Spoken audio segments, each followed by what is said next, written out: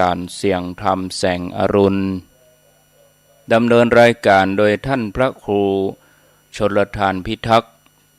เจ้าอาวาสวัดแม่ห้องไคอำเภอดอยสะเก็ดจังหวัดเชียงใหม่เป็นประจำทุกวันศุกร์เวลาตี 5จนถึง 6 โมง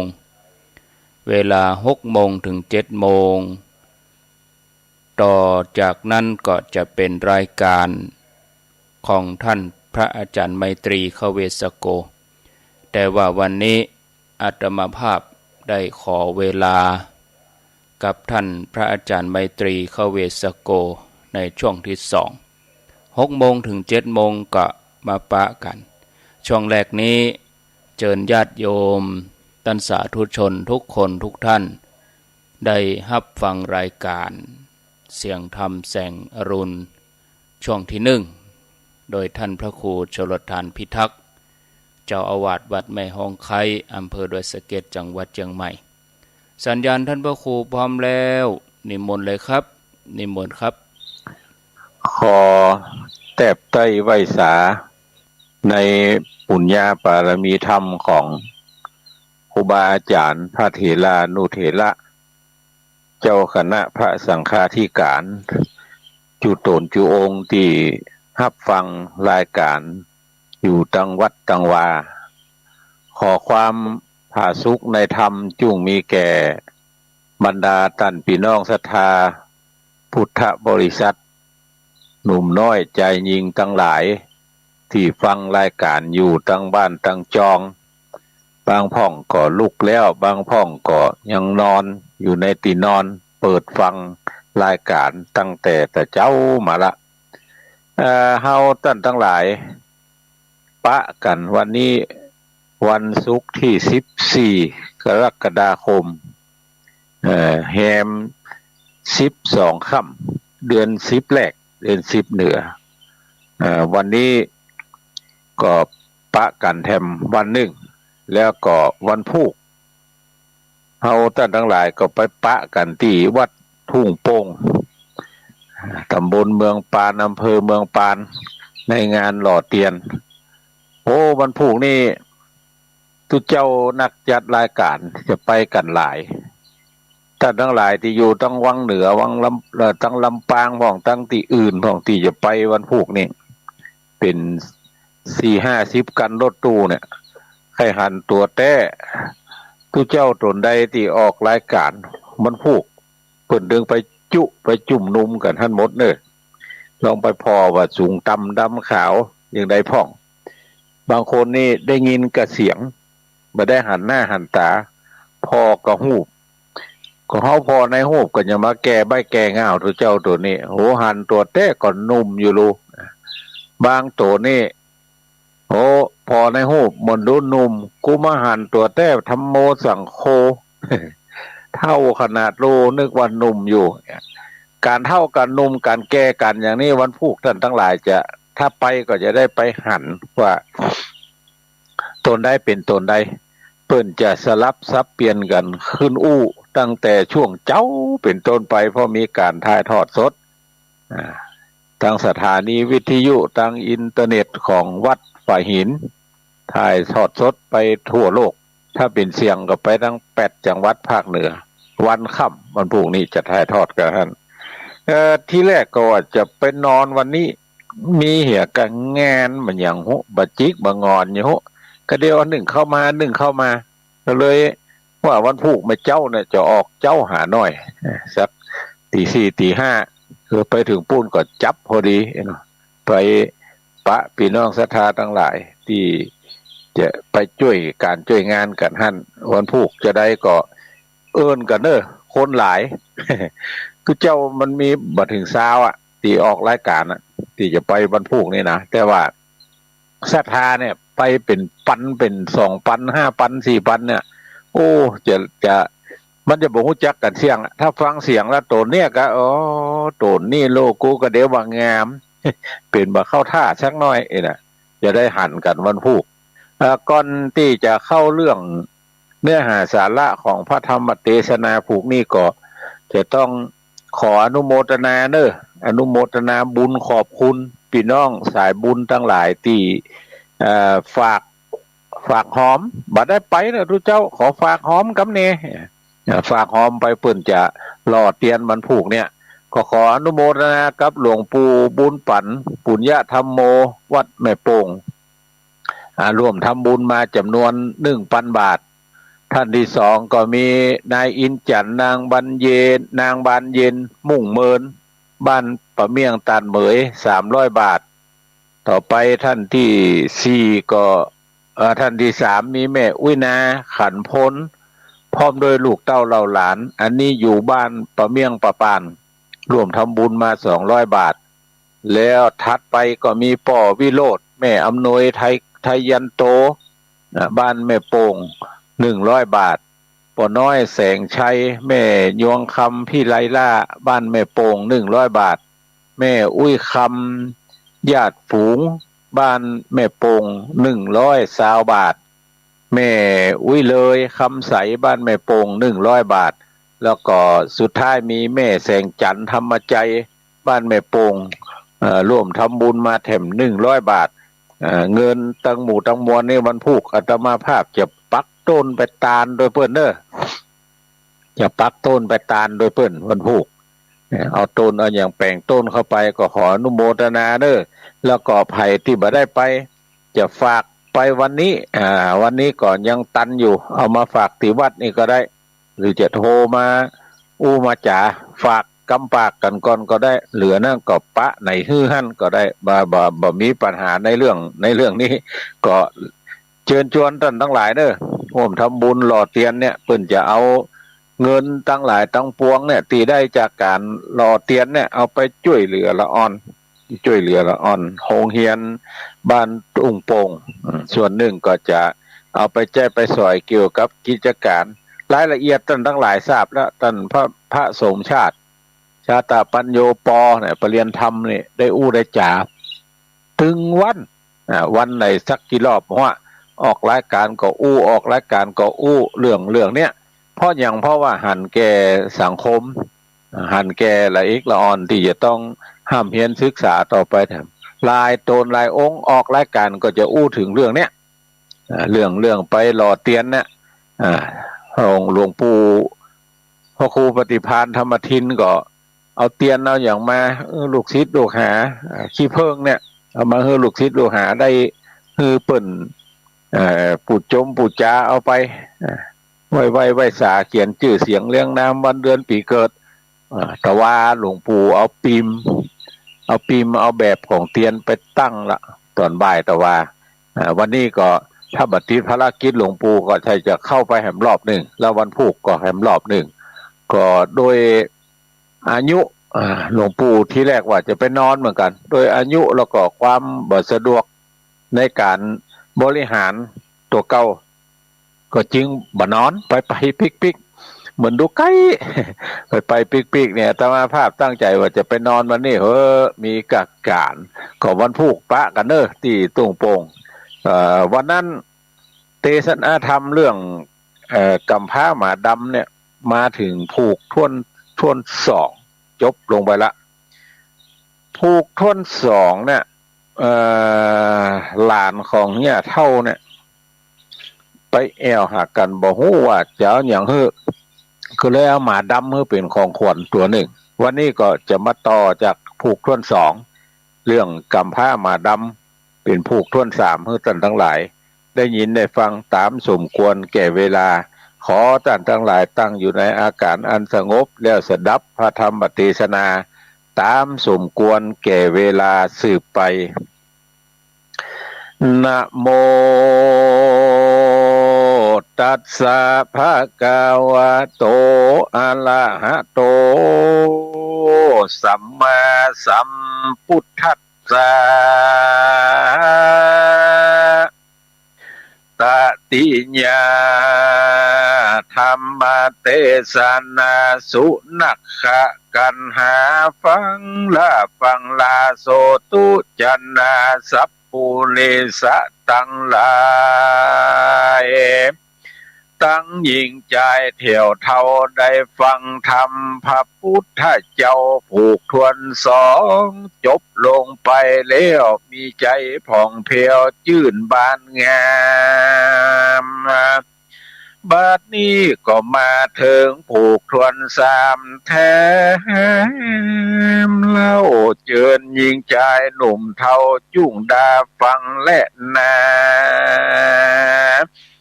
ปฏิกาหะสุนัขะกันหังยามเมื่อใจตุกตะโพธิสัตตาได้ยังมาตัวดำปอดอันเป็นยอดมาตั้งลายอันอีแย่เอามาถวายไว้หากพอได้ซื้อแต่ได้มาตะมาทังปะกาเซนโตสัทธาอาหะสัพปัญโยพระพุทธเจ้าจักไข่อาทาปางเมื่อมหาสัจเจ้าจักกับเมื่อสู่สะเปามาฮือแจงแก่พี่คูตั้งลายอาหะก็กล่าวเป็นในยะกาถาว่าสัตตะสหัสสังนะกะเลสัมปสัพพันโตอิวะดังนี้พิกเวดุลาภิกขุตั้งหลายการว่ามหาสัตว์เจ้าใดยังมาดำปอดตัวนั่นแล้วก็มีใจผ่องเพรียวจมชื่นยินดีเหมือนประดุจจะดังจักได้กินบ้านกินเมืองนั่นแลยามเมื่อมหาสัตว์เจ้าใดยังมาดำปอดตัวนั้นจากญาแล้วอุปกุณหังโอตริตัวก็เอายังมาดำปอดตัวนั้นลงสู่สะเปายามเมื่อพี่เคยตั้งหกหันยังมหาสัจเจ้าอันเป็นเคยลาเอามาดำขึ้นมาจากสะเปามาดังอานหาสีสัตตังพัดตัวเขาตั้งหกก็ปากันมีเสียงอันไข้หัวมากนักอาหะก็กล่าวซึ่งมหาสัจเจ้าว่าเพื่อนตั้งหลายไปก้าไปขายซื้อเอาแต่สิ่งอันเป็นปัญโยชนะอันกวนก้ากวนกินมีเข้าของเงินคำเป็นต้นนี่สั่งมาซื้อเอามาดำตัวนี่จ้าจักวิเศษดังเลอจะปันดังมาดำอย่างนี้ในเมืองจำปานครแห่งเราหากมีจาดนักสั่งบ่เอามาเลี้ยงเขาตั้งหกก็ปากันผู้โจตนาเซ็งสากันไปมาจาวากับโดยมาดำตัวนั้นของมหาสัจเจ้าการว่าเขาตั้งหกนั่นจำหน่ายสินค้าอันมียังในสะเปาเสียงแล้วดังอนุปสิโตเขาก็เข้าไปกราบพญาสุตตลาจากับเมื่อสู่ยังบ้านเมืองแห่งตนในคณะบัดนั้นก็มีวาตะภัยคือลมอันแห่งปัดเอาผ้าใบเสากระโดงสะเปาเป็นอันด่วนอันเร็วปันนักก็ไหลไปตามกระแสน้ำมหาสมุทรอันใหญ่กว้างเมื่อนานประมาณว่าได้3 เดือนสัมปัตโตอัตตโนนะกำลังจะถึงยังเมืองแห่งตนนั้นตถะในกาลยามนั้นหัวหน้าปอก้าสะเปาก็ปากันตอดสมอลงยังต้าวังหลวงที่นั่นก็ปากันยิงสลุดโดยอามอก ไฟในตาน้ำตีนั่นก็เป็นอันมีเสียงดังมีกองสนั่นปั่นปื้นประดุจจะดังแผ่นดินจักโยดจักปังดังอันจาตังสุตัวนาริโยอันว่านางตังหลายอันเป็นพี่เขยลาแห่งนางสุปัจจาเขาก็ป้ากันมาตอนรับยังผัวเจ้าจังหลายจุคนแล้วก็ป้ากันคนเอายังน้ำก้าของคายอันผัวแหกโตนหากนำมาจากต่างบ้านต่างเมืองไกลของไผ่ของมันไปสู่ยังที่อยู่แห่งโตนก็มีวันนั้นแลตามาถังปะกาเซนโตสัทธาอาหะนาญะโกพุทโธอันว่าพระพุทธเจ้าโตนเป็นนายนำหมู่นำสัตว์เข้าสู่เนรปานจักไขอัฏฐนิตานแก่เจ้าภิกขุตั้งหลายกล่าวเป็นในยะกถาว่าสุปฏิทิเต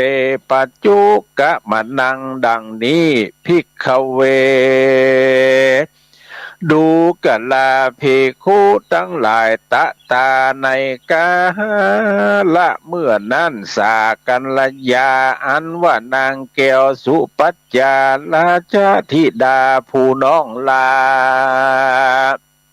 ก็ลงไปสู่ตาหลวงแล้วพร้อมกับตังเขยตั้ง6 คนนั่นก็ไปตอนรับเอายังมหาสัจเจ้ายังต้าหลวงตีนั่นอันเป็นสามีกาแห่งนางว่าอาน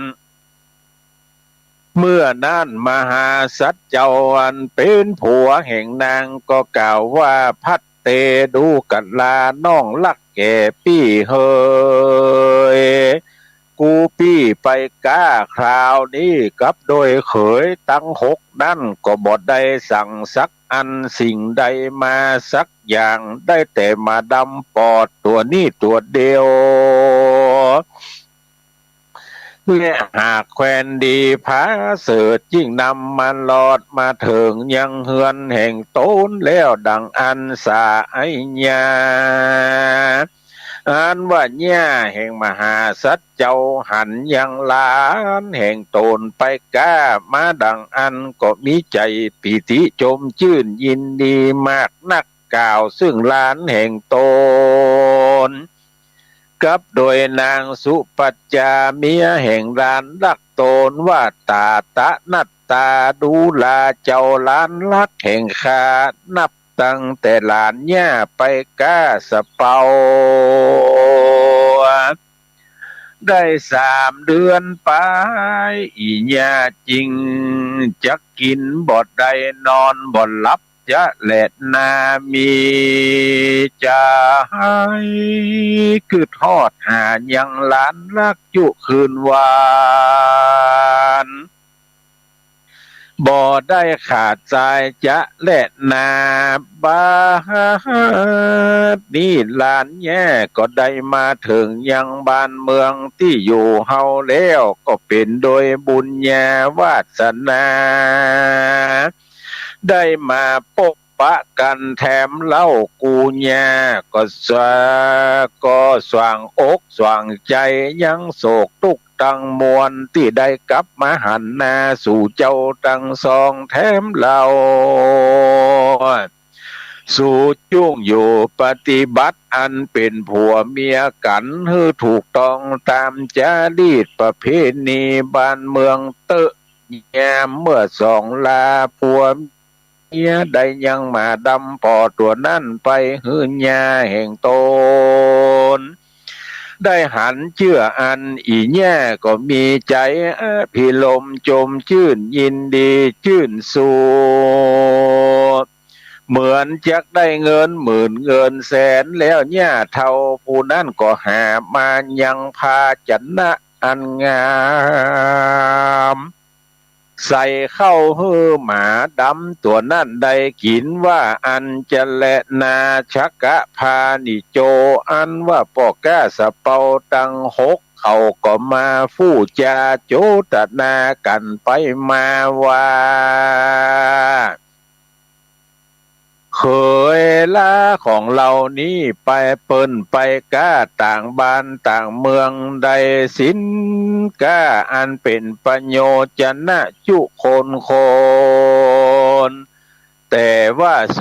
กับปันโนใจตุกกะตะป้อยว่าได้มาดำมาเป็นน้ำก้าเป็นดีไข้หัวแต่ว่า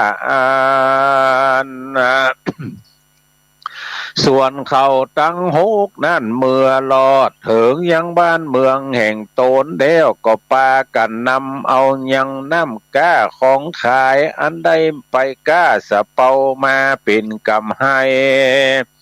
แล้วต่างคนต่างเอาของไปถวายเป็นเครื่องปัณณาการแก่พญาเจ้าโตนเป็นปอแห่งตนก็มีแลส่วนว่าพญาพมัตตัดลาจาลาจะพิตาก็มาเอ็นดูสงสารยังเคยลาแห่งตนอันเป็นคนพิการหาที่อยู่อันเป็นหลักฐานบทใดยิ่งมีลาจะอาจญาบังคับให้แปลงยังเกหางยังเฮือนเพื่อเป็นที่อยู่แก่ใจตุกตะเปียคอมนอโปติสัตเจ้าเขาตั้งหกก็หับเอายังลาจะอาจญาแห่งพญาโตนป้อก็ว่าจักสร้างแปลงยังเฮือนบางห้องก็ไปหามันยังเสาและตงก่อนเครื่องเฮือนตั้งมวลเขาป้อยบ่พอเอาใจสักเต้าใดและว่าอันทัดนั่นพญาตนเป็นป้อจริงเฮอถามยังนางนอนลาสุปัจจาว่าดูแลลูกลักแก่ปอเฮ้ยเขาดังหกนั่นไปก้ายังว่าใดน้ำก้ามาถวายแก่ปอปันดังผัวนางหนอน้องลานี่เล่ามีแต่มาดำปอดตัวเดียวมาเฮอปอก็รู้ว่าอันพญาโตนเป็นปอก็มีใจอันเดือดร้อนมากนักนางหนอลาสุปัจจาก็นำเอากรรมนี้ไปบอกกล่าวแก่มหาสัตว์เจ้านางก็มีน้ำตาย้อยหน้าปังลงเพราะเหตุพญาโตนป้อดุด่าเอามหาสัตว์โตอันว่ามหาสัตว์เจ้าหันยังเมียลักแห่งตนร้องให้มาดังอันนาพัตเตดูกะลาเมียลักกูปีเหยเมียกูปีร้องให้โดยเหตุอันใดหรือว่าเมียลักแห่งกูปีถูกใครคนใดมาดูหมิ่นดูแควนอันเจริญเมื่อนั้นนางหนอเนาสุปัจจาจิ้งบอกขีญาอาการอันปอตนดุด่าว่าอันนาจิ้งบอกเก็บหัวลักว่าป้อพญาเป็นเจ้ามีลาจะอาจญาใจเฮอปีเป็นเจ้าไปสู่ป่าใหญ่ดงหลวงไปเสาะหากวางและเนื้อมังสาในป่าว่าอันน้องสั่งมาอินโดกูปีเจนล้ำเหตุว่ากูปี้เป็นคนเปียค่อมไปบทใดน้องปี้ก็กึดยากต่างใจเจ้ากูปี้เต้เนอน้องพี่จริงร้องให้มาบอกกูปีบัดนี้แลนาตั้งสู้ตัวมหาสัตว์เจ้าได้ยินกำเมียลักแห่งตนมาบอกกล่าวดังอันเจ้าก็เล่าลมปลอบใจแก่เมียลักแห่งตนว่าตาปีญะพาลิยังดูกะลาเมียลักกูปีเฮย เจ้าอย่าได้ด่าใจเดือดร้อนไปจินนักเตอะมหาสัตว์เจ้าก็โกนหัวลงแล้วก็มอยลับไปปุณณทิวเสในวันโนนนุงเจ้านางแก้วสุปัจจาเมียลักก็ลูกแต่เจ้ามาหนึ่งเขาสุขดีก็หามันยังแอบเขาและตกแต่งยังเข้าป่าอาหารไว้พร้อมแล้วกับตังหมากเมียงปูยาใส่ไว้ในถุงแล้วก็มัดติดหลังมาดำปอดตัวนั่นเจ้าก็ลงจากเฮือนไปมีนางแก้วสุปัจจานำไปส่งเถิงปลายตางที่จักเขาไปสู่ป่าใหญ่ไพศาลแล้วนางสุปัจจาก็ปิกปอกขึ้นมาสู่เรือนแห่งตนก็มีวันนั้นแลอาทะในกาละเมื่อนั้นมหาสัตโตอันว่ามหาสัตเจ้าก็ก้อยจะเดินเข้าไปในมหาวะเนในป่าใหญ่ไพรนาอันจักไก่ตามากนักติดกับโดยหมาดำปอดน้อยตัวนั้นเจ้าก็ย่างอยู่ยังปืนเก้าไม่ใหญ่เฮือหายอิดหายอ่อนปักโกสันติเจ้าก็เรียกมายังมาดำตัวโปรดเธอมากินข้าวกับกูปีบัดนี้เดเตอร์ในเมื่อมหาสัตว์เจ้ากินข้าวเป็นอันอิ่มนำสำลานเมียนแล้วก็ปาเอามาดำจักเดินทางเข้าไปในป่าต่อไปแล้วก็บอกขี่ยาอาการเฮือแก่มาดำว่าหากเจ้าเข้าไปยังป่าแล้วในเมื่อเจ้าหันยังเกี้ยวแหวนเงินคำณที่หนึ่งที่ใดขอเจ้ากูจุ้งสัญญาณเห่าหอนบอกคือกูพี่ได้ยินเดเตอร์ยามนั่นสุนัขกันห่างอันว่ามาดำปอดแสนหูกำคนมันก็เอาหูดังของมันจะระดมไปตั้งนาติดสวามันก็หันยังแก้ววิตูลลูกหนึ่งเป็นอันงดงามมากนักมาดำตัวนั่นก็มานั่งเห่าหอนอยู่หาน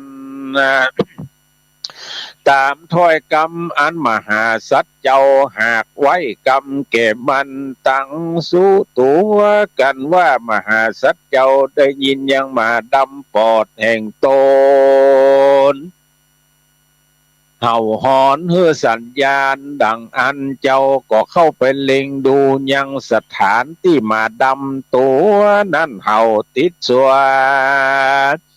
เจ้าก็หันยังแก้ววิตูลลูกหนึ่งมีรัศมีลังสีส่องแจงไปตัวบริเวณนั้นเจ้าก็ถือเอาใส่ไว้ในถุงห่อเข้าแห่งตนแล้วก็ปิกป้อคืนมาสู่เรือเกหาเรือนแห่งตนพร้อมกับโดยมาดำตัวโปรดหู้กำโคนเขาทั้งสองก็ปากันเข้าไปยังในเวียงในขณะยามนั่นเป็นกาละเวลาอันสุริยะอาทิตย์ก็ตกต่ำค่ำลับดอยไปแล้วปอลุ่งแจ้งขวายงามดีเจ้าก็ตักน้ำช่วยนาและกินเข้าง่ายแล้วจะละเดินต่อไปแถมเล่าก็เข้าไปสู่ยางละแวกที่อยู่แห่งตนปันดังนางแก้วสุปัจจากับตั้งเมธเทาเมื่อหันยังมหาสัตว์เจ้าพร้อมด้วยหมาดำปากันมาสู่เรือนแห่งตนแล้วดังอันเขาทั้งสองก็ปากันมาตอนมารับยังมหาสัตว์เจ้ายังตีนขั้นใดแล้วนางแก้วสุปัจจาก็ลงจากเฮือนมาฮับเอามหาสัตว์เจ้า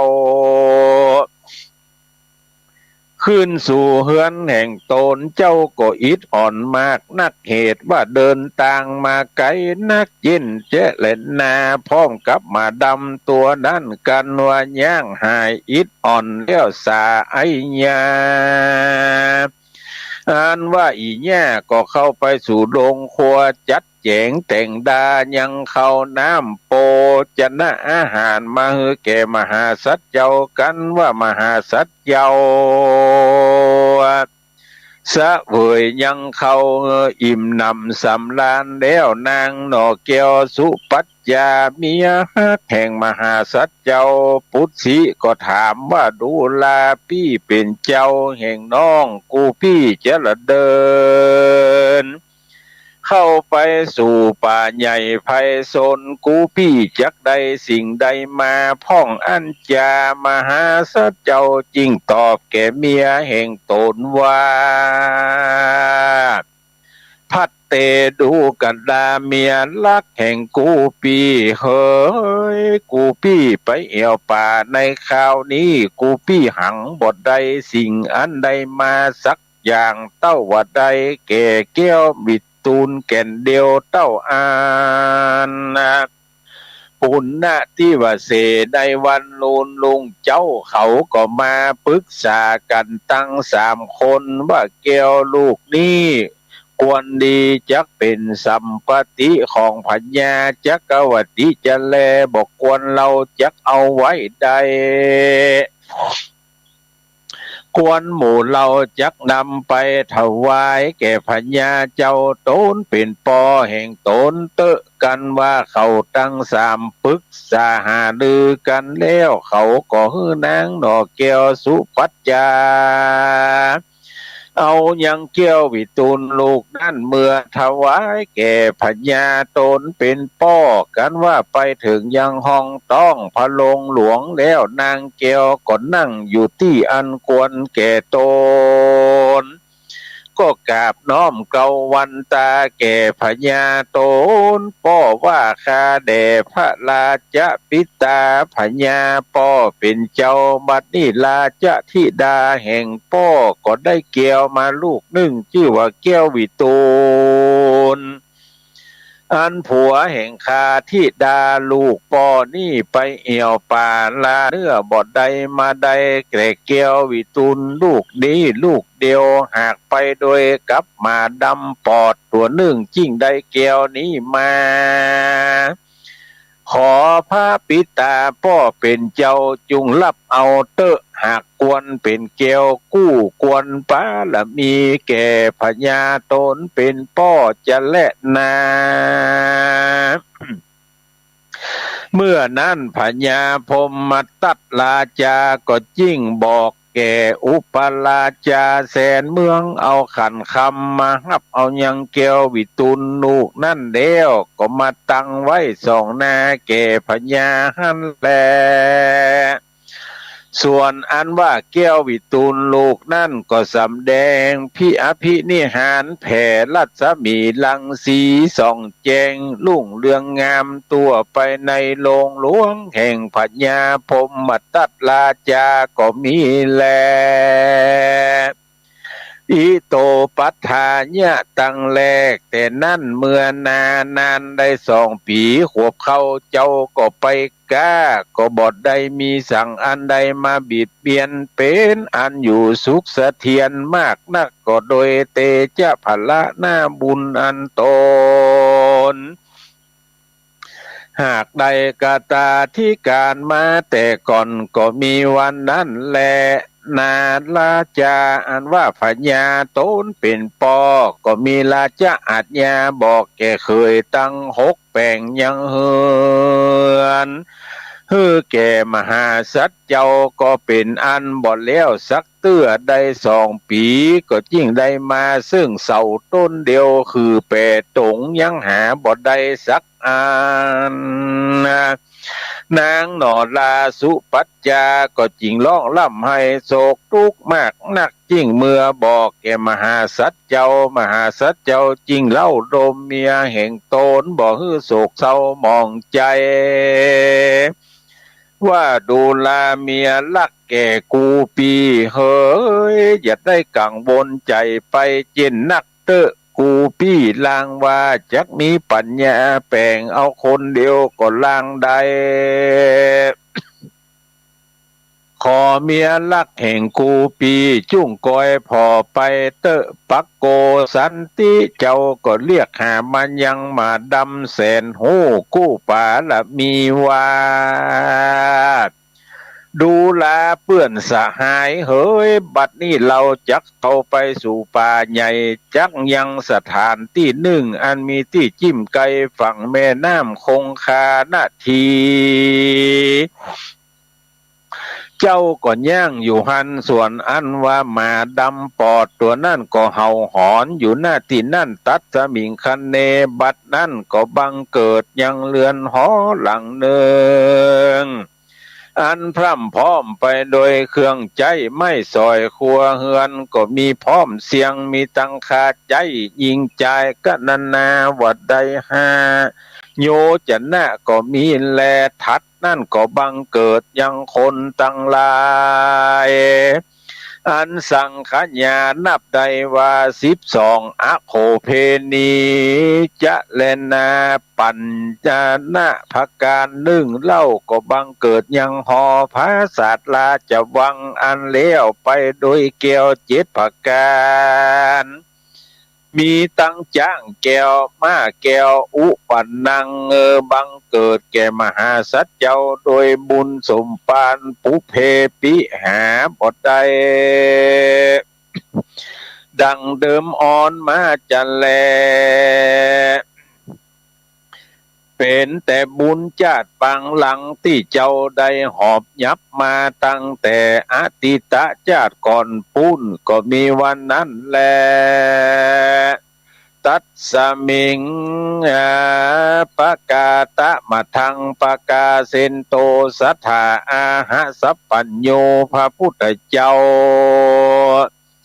ใครข้าอูบเกี่ยวปางเมื่อมหาสัจเจ้าใดซึ่งฐานันตละวิเศษอันเป็นพญาจักรวาทิมาเฮแจงแก่ภิกขุตั้งหลายอาหะก็กล่าวว่าเป็นอาสัมภิพุทธานกถาว่ามหาสัตโตสัมพิตัวมหาลาจารัจจังกโร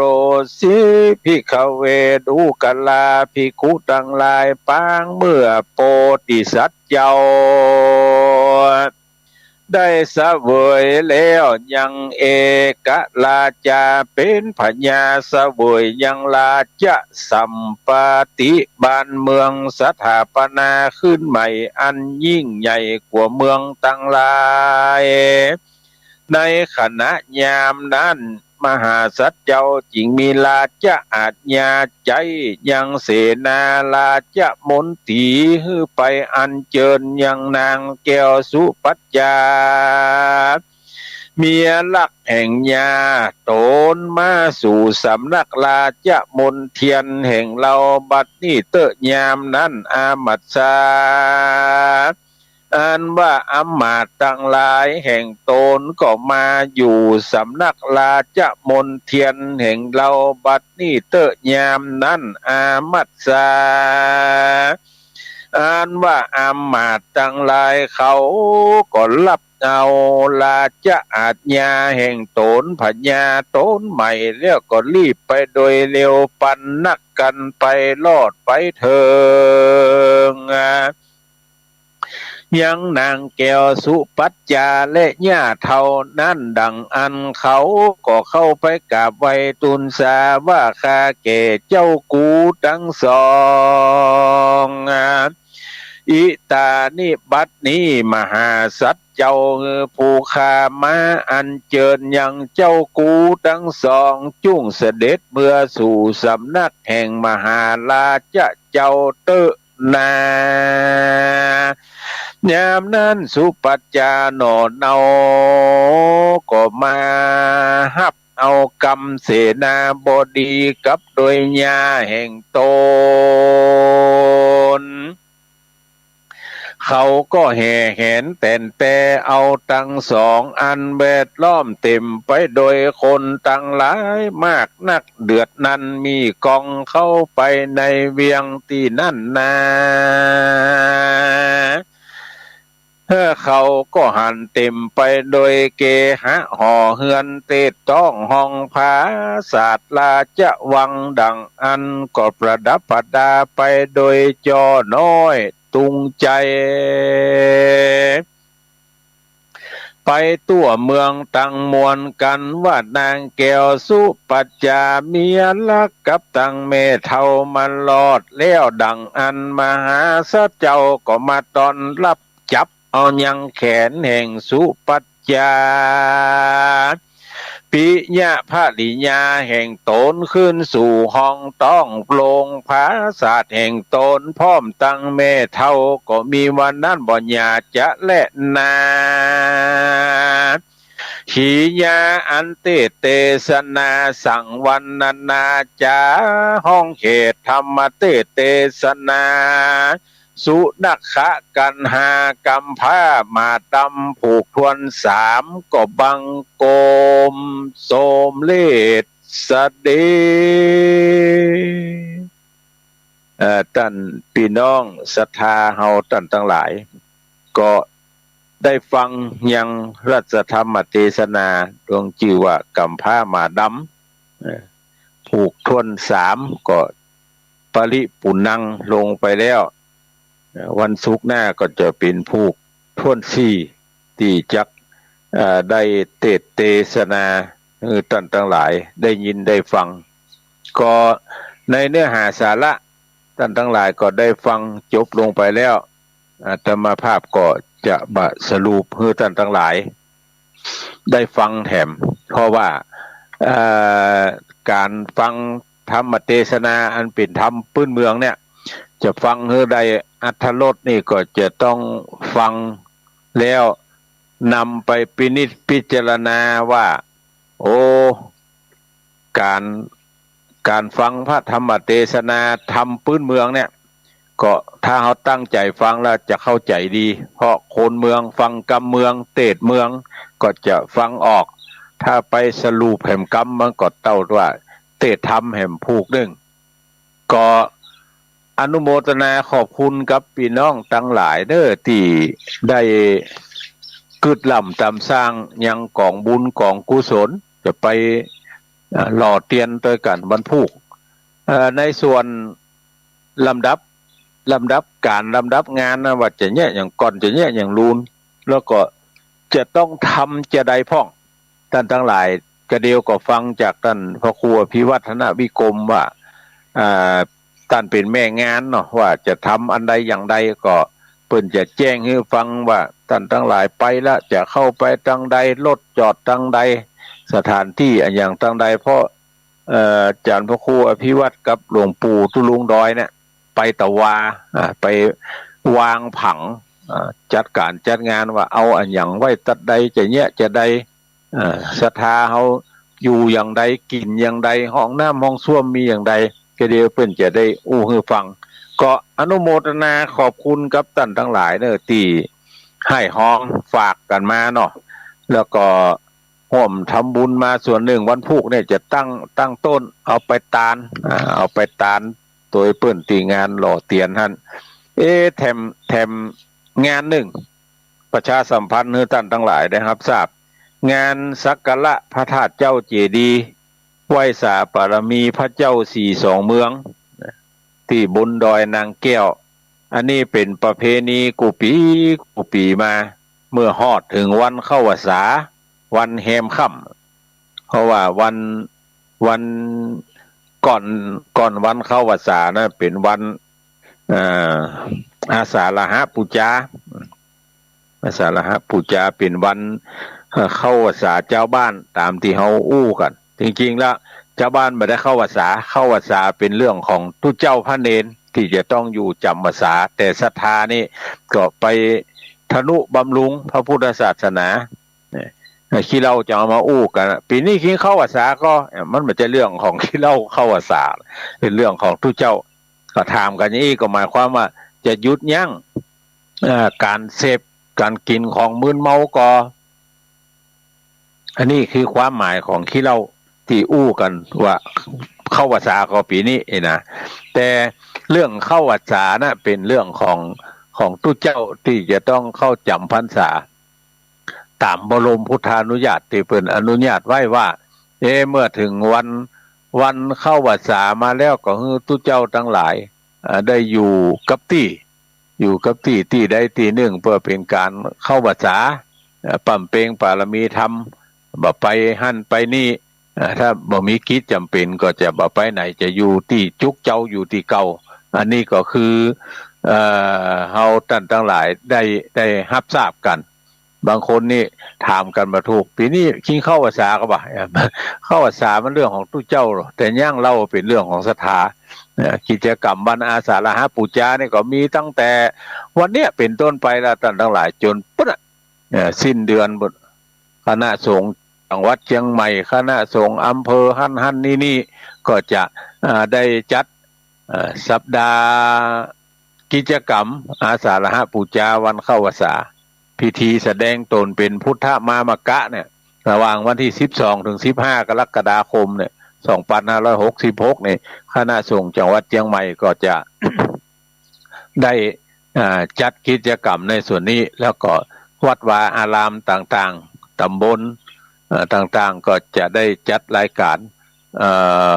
จัดกิจกรรมในส่วนนี้ก็อนุโมทนากับทุกท่านเด้อที่ตักตายกันตั้งเฟซมีไผนี่แสงจันทร์คำมะยอมกับไว้สาเจ้าอนุโมทนาเนอแม่เอ้ยสุติวงศ์กับไว้สาธุเจ้าแล้วก็สาธนีกาดำไว้สากับไว้สาอนุโมทนาเนอที่ฟังอยู่ตังเฟซตังอย่างนี้ก็มีฟังวิทยุก็มีมาได้ตักตายกันก็อนุโมทนาขอบคุณเนอที่ติดตามกันอยู่ตลอดก็จะเปิดสายให้ท่านทั้งหลายได้โทรเข้ามาเพราะบัดนี้ใช้เวลาสถานีมา46นาทีละก็เหลือแค่สักน้อย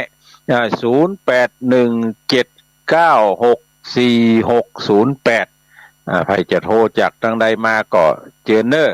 แล้วอนุโมทนากับหลายท่านเนาะฝากร่วมทำบุญในงานหล่อเตียนฝากสืบกันมาก็มีนะฝากสืบกันมาก็มี0241เจริญพร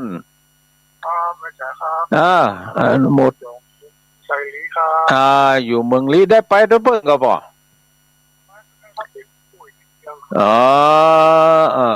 อันก็อยู่ทางบ้านอนุโมทนาเอาเนาะ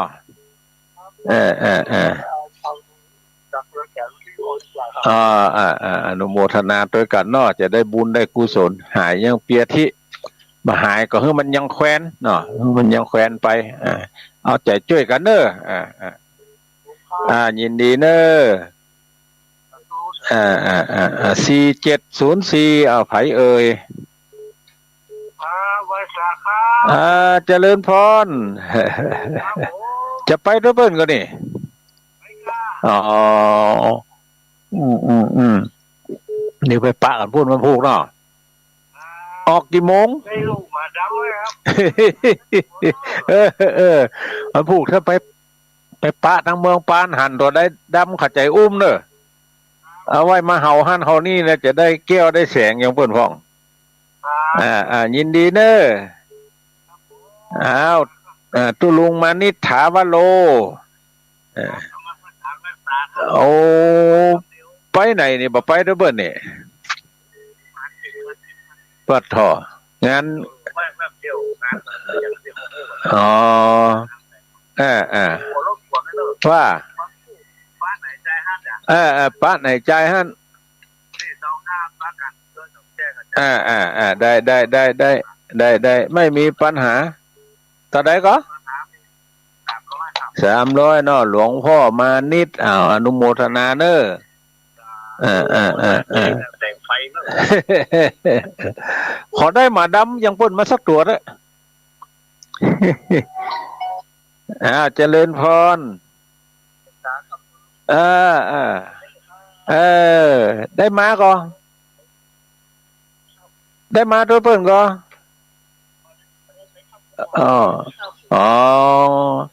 นึกว่าจะเหมารถจากเมืองน่านมาสักกันนี่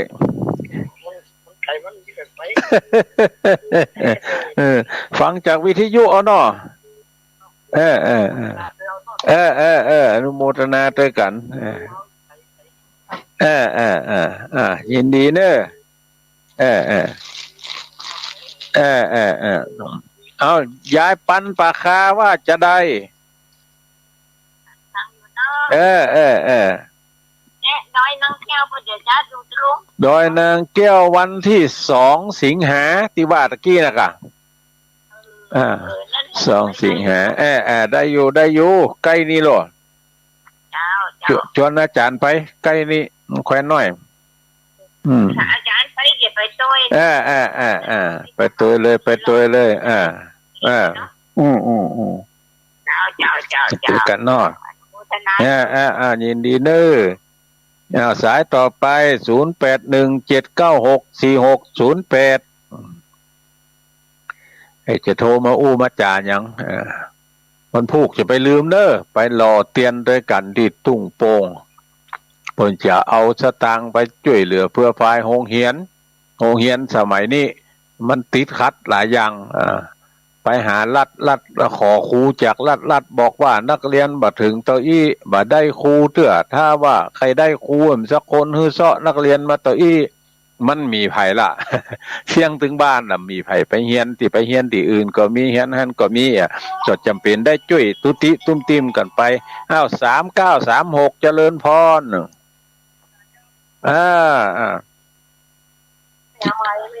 แม่อำไพแม่คือบ่ได้ไปด้วยเพิ่นก้ามพวกพระเจ้าบ่ได้ไปใจหอมไปเจ้าหอมแล้วเนาะไม่คือทุกคนจะไปแต่ลำร่มไผนำไปหัวแม่นยอดกะเจ้าไม่ยอดเงินนะเจ้าผูกไปปะบ่ได้ปะกันเมินได้แม่นยอดยินดีเนอะยินดีเนอะสายต่อไปไผจะอู้จะจ๋า0817964608 0980740750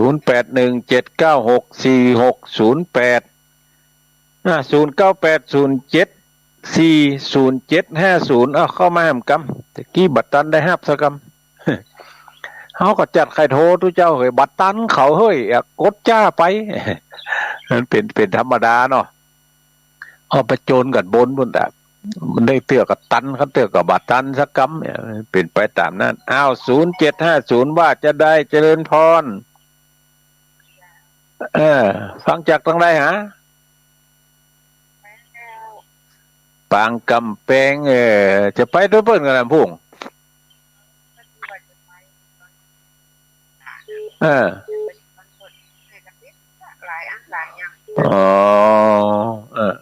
ฝักหอมไว้เนาะหอมไปแล้วเนาะอนุโมทนาบุญอนุโมทนาเอาสายต่อไป6243จากทางใดเอ่ยโอ้เสียงเบาเว้ยว่าได้ก็สีโพธารามสีโพธารามฝนตกก่อนในเวียงนี่บ่ตกเจ้าได้ไปด้วยเพิ่นก็เด้พุ่งบ่ได้ไปเจ้าหอมไปแล้วเนาะอนุโมทนาเด้อหอมไปแล้วก็อนุโมทนาเจริญพรจะมาหำละ6919เจริญพรเจ้าแก่ไพศาลเจ้าศิลปพรสิเตี้ยมันห้องละปุนนะได้ไปด้วยเพิ่นก็นี่ละปูนนี่บ่ได้ปล่อยเจ้าหอมแล้วเนาะอนุโมทนาเด้อหลายมันบ่มีหมู่เจ้าบ่มีหมู่อยู่บ้านจะค่ะอนุโมทนาบุญฟังจากวิทยุเอาหน่อมผูกอนุโมทนาบุญด้วยกันเด้อยินดีเนอ